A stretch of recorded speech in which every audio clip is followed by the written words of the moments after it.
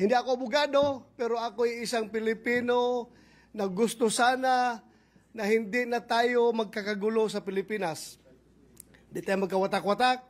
At yung mga nagyayabang dyan, na sabi nila, gusto daw ng taong bayan, na ito ay talagang magkakaroon na kagad ng impeachment, taong bayan, ginagamit. I don't know kung sinong taong bayan yung sabi nila.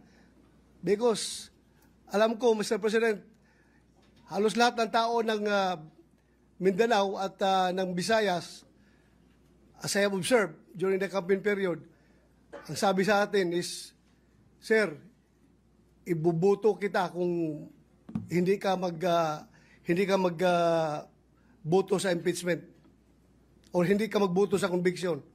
Yun ang sinasabi ng taong bayan. Kaya please, do not use the term taong bayan palagi because taong bayan is hindi lang kayo. There are always two sides of the coin. Bakit ba? Wala bang value yung mga taong bayan na nagsasabi na ayaw namin ng impeachment?